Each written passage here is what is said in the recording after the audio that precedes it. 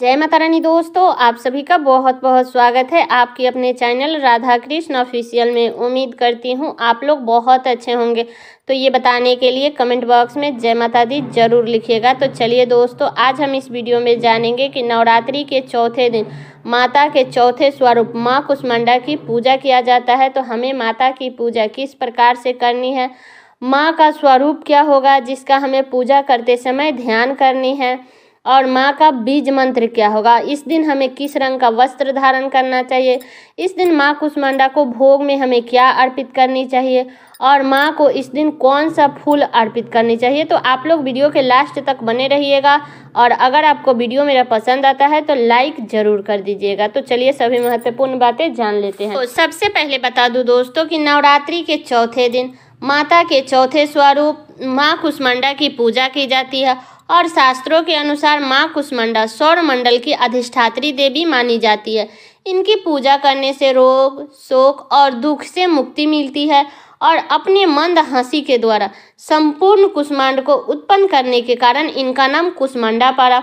और कुष्मांडा माँ की पूजा करने से बुद्धि विकास होता है और जीवन में निर्णय लेने की क्षमता बढ़ जाती है। तो अब चलिए जान लेते हैं माँ कुष्मांडा के पूजा विधि के बारे में। तो देखिए, जैसे हम नवरात्रि में पूजा करते हैं रेगुलर, प्रतिदिन हमें वैसा ही करना है। बस हमें प्रतिदिन का वस्त्र अलग होता है, और प्रतिदिन का भोग अलग होता है, और प्रतिदिन के माता के 9 दिन का 9 स्वरूप होता है। बस यही अलग होता है, बाकी सब हम एक ही जैसे करते हैं। जैसे हम पहले दिन किए थे, तो पहले दिन थोड़ा सा ज़्यादा समय लगता है क्योंकि कलश स्थापना करना रहता है। उसके अगले दिन से जैसे हम पूजा करते हैं, पूरे 9 दिन हम वैसे ही पूजा करते हैं, ठीक है। तो जैसे हमें सुबह में जल्दी उठना, अपने नित्य कर्मों से निर्मित होना, घर की अच्छे से साफ सफाई करना, स्नान करना, साफ स्वच्छ वस्त्र धारण करना। इसके बाद में बता दूं कि नवरात्रि के चौथे दिन हमें ऑरेंज कलर का वस्त्र धारण करना है। तो बता दूं कि अगर आपके पास में ऑरेंज कलर का वस्त्र है तो आप लोग ज़रूर पहन लीजिएगा, नहीं है तो कोई भी लाल, पीला, हरा ये सब कलर, शुभ कलर पहन करके आप लोग पूजा कर सकते हैं, कोई दिक्कत नहीं। और बता दो कि स्नान करने के बाद में हमें सबसे पहले सूर्य भगवान को जल देना चाहिए। तो आप चाहे तो पूजा करने के बाद भी दे सकती हैं, या पूजा करने से पहले भी दे सकती हैं। तो देख लीजिएगा, आपको जब भी हो तब आप लोग सूर्य भगवान को जल दे दीजिएगा, चाहे तो पूजा से पहले दे दे या पूजा से बाद दे दे। इसके बाद में आप अपने घर के मंदिर की हल्का फल्का साफ सफाई कर लीजिएगा, क्योंकि हमें तो फोटो घसकाना नहीं रहता है, तो रुमाल से पोंछ लीजिएगा गंगा जल छिड़क करके। फोटो साफ करने के बाद में आप अपने मंदिर में पोछा लगा लीजिएगा, क्योंकि मंदिर में तो झाड़ू जाता नहीं है। जहाँ पे कलश स्थापना किए हैं वहाँ पे झाड़ू जाएगा नहीं, वहाँ पे तो कपड़ा से ही साफ करना पड़ता है। तो एक बात और बता दूं दोस्तों कि मंदिर की सफाई हमें घर की सफाई बिना स्नान किए करना है, लेकिन मंदिर की सफाई हमें स्नान करने के बाद ही करना है। जैसे मंदिर में पोछा लगाना, भगवान जी को साफ करना, या मंदिर का बर्तन धोना, ये सब कार्य हमें स्नान करने के बाद ही करना चाहिए, ठीक है। जब आप मंदिर की अच्छे से साफ सफाई कर लेते हैं, फोटो को गंगा जल छिड़क करके पोंछ लेते हैं, इसके बाद में हमें मंदिर में घी या तिल के तेल का दीपक जलाना है। इसके बाद में धूप, दीप, अक्षत, ये सब जो भी आपके पास में सामग्री है वो सब चढ़ा करके और माता का विधि विधान से हमें पूजा करनी है। इसके बाद हाथ में जल और पुष्प लेकर के हमें माँ कुष्मांडा का ध्यान करनी है। तो माता का जो स्वरूप है जिसे हमें ध्यान करनी है, तो माँ कुष्मांडा के 8 भुजाएं है, इसलिए इन्हें अष्टभुजा देवी भी कहा जाता है। इनके 7 हाथों में कमंडल, धनुष, बाण, कमल, पुष्प, अमृतपूर्ण कलश तथा 8वें हाथ में सभी सिद्धियों और निधियों को देने वाली जाप का माला है। तो बता दो कि माँ कुष्मांडा को कुम्हरे की बलि बहुत ही प्रिय है। तो माँ कुष्मांडा को इसी स्वरूप का हमें पूजा करते समय ध्यान करनी है।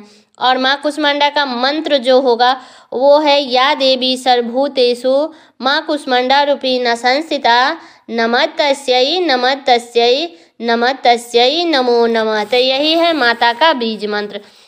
तो आपको इसी मंत्र का जाप करनी है, जितनी बार आप कर सके, 11, 21, 51, जितना बार आप कर सके उतना बार आप लोग कर लीजिएगा।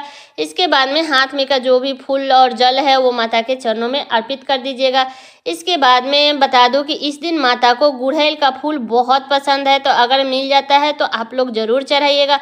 नहीं मिल रहा है तो कोई भी लाल, पीला, गुलाब ये सब मिल रहा है तो आप लोग चढ़ा दीजिएगा। कोई भी फूल मिल जा रहा है तो आप लोग चढ़ा दीजिएगा। इसके बाद में हमें क्या करनी है कि इस दिन माता को मालपुए का भोग लगाया जाता है। तो इस दिन आप लोग मालपुए का भोग लगा दें। अगर मान लीजिए आप नहीं बना पा रही हैं तो आपको इस दिन फल फ्रूट ड्राई फ्रूट ये सब का भी आप लोग भोग लगा सकती है, कोई दिक्कत नहीं है। और बता दूं कि मालपुए का भोग लगाने से ना माँ बहुत ही प्रसन्न होती है और निर्णय लेने में जो भी मतलब की कमी होती है ना उसमें वृद्धि होती है और माँ प्रसन्न होकर के आपकी सभी मनोकामनाएं पूर्ण करती है। लेकिन अगर आप मालपुए का भोग नहीं लगा सकती है तो आप कुछ भी मिठाई ड्राई फ्रूट फल फ्रूट ये सब का भी आप भोग लगा सकती है, कोई दिक्कत नहीं है। ठीक है, आप माता के धूप दीप अक्षत फूल ये सब अर्पित करके माता की पूजा कर लेते हैं, उनका प्रिय भोग लगा देते हैं। इसके बाद में आपको दुर्गा सप्तशती का पाठ करना चाहिए।